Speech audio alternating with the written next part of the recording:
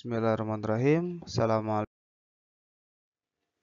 Ya, untuk hari ini belajar tentang zakat. Apa sih zakat itu? Zakat menurut bahasa berarti penyucian, pertambahan dalam ajaran agama Islam. Zakat adalah mengeluarkan sebagian harta kepada yang berhak menerimanya apabila sudah mencapai nisab. Nisab itu apa sih? Nisab adalah kadar atau ukuran dari harta benda yang akan dizakati. Nah, zakat juga bertujuan untuk membersihkan harta benda yang kita miliki. Tujuannya agar mendapat berkah dari yang memberi rezeki, yaitu Allah Subhanahu wa taala. Di dalam setiap harta yang kita miliki ada hak bagi orang fakir dan miskin. Allah Subhanahu wa taala berfirman dalam surat At-Taubah ayat 103 yang berbunyi, A'udzu billahi minasyaitonir rajim. Khudh min amwalihim shadaqatan tutahhiruhum wa tuzakkihim biha wa shalli 'alaihim. Inna shala inna salataka inna salataka sakanul lahum wallahu sami'un alim. Yang artinya, ambillah zakat dari sebagian harta mereka. Dengan zakat itu kamu membersihkan dan mensucikan mereka dan mendoakan untuk mereka. Sesungguhnya doa kamu itu menjadi ketentraman jiwa bagi mereka dan Allah Maha mendengar lagi Maha mengetahui. Nah, lalu hukum zakat. Zakat merupakan bagian dari rukun Islam. Rukun Islam yang keberapa? Ayo, ini maksud rukun Islam. Zakat hukumnya fardu ain bagi orang yang memiliki harta yang cukup. Zakat mulai diwajibkan bagi umat Islam pada tahun kedua Hijriah. Setiap orang yang memiliki harta bendanya telah mencapai nisab, wajib mengeluarkan zakat. Jika dia tidak mengeluarkan zakat, berarti dia melanggar perintah dan berutang kepada Allah Subhanahu wa taala. Nah, pertanyaan Pak Heri tadi, zakat itu termasuk rukun Islam yang keberapa? Ayo, rukun iman yang ketiga. Yang pertama apa? Syahadat. Kedua, sholat. Ketiga, zakat. Nah, oke.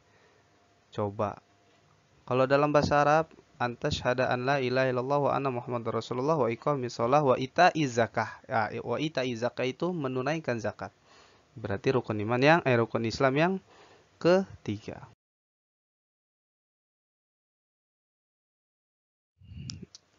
Lalu poin yang B yaitu macam-macam zakat. Yang pertama adalah binatang ternak. Jenis binatang ternak yang wajib dizakati antara lain unta, sapi atau kerbau, kambing atau domba. Nah, lalu binatang-binatang tersebut wajib dizakati apabila telah mencapai nisab. Nisab binatang ternak yang wajib dikeluarkan zakatnya adalah, contohnya unta, nisabnya 5 ekor, zakatnya 1 ekor unta umur 2 tahun lebih. Kalau sapi kerbau 30 ekor nisabnya. Zakatnya 1 ekor sapi atau kerbau yang berumur 2 tahun lebih. Kambing atau domba nisabnya 40 ekor. Zakatnya 1 ekor kambing atau domba umur 2 tahun lebih.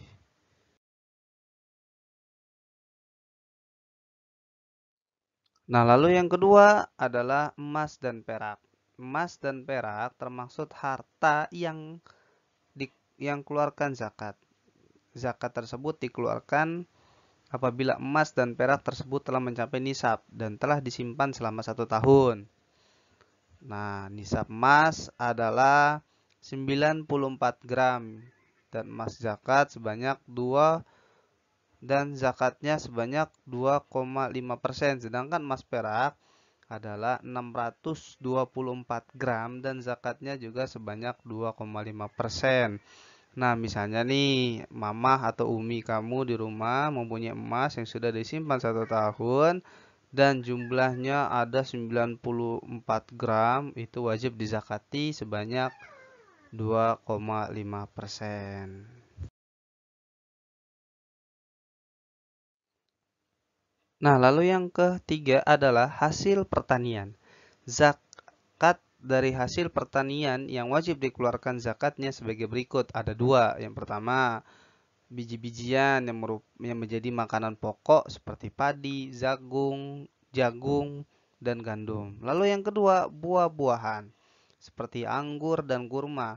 Nisab harta dari hasil pertanian adalah ketika mencapai 930 liter. Zakatnya dibayarkan setiap panen. Nah, jumlah zakat yang harus dikeluarkan dari hasil pertanian tergantung bagaimana pengairannya. Jadi di sini ada dua nih. Jadi pertama, jika sawah tersebut diairi dengan sungai ataupun hujan yang tidak mengeluarkan biaya, itu besar zakatnya harus dikeluarkan sebanyak 10%. Tetapi jika sawah yang diairi dengan irigasi yang memerlukan biaya, zakatnya sebanyak 5%. Lalu yang keempat, hasil perdagangan. Hasil perdagangan adalah harta yang diperoleh dari usaha berdagang atau perniagaan seperti berdagang kain, sembako, bahan material, atau yang lain sebagainya. Lalu, nisab harta perdagangan sama dengan nisab emas dan perak. Besar zakat yang harus dikeluarkan juga sama, yakni 2,5%. Zakat hasil perdagangan dikeluarkan setiap tahun.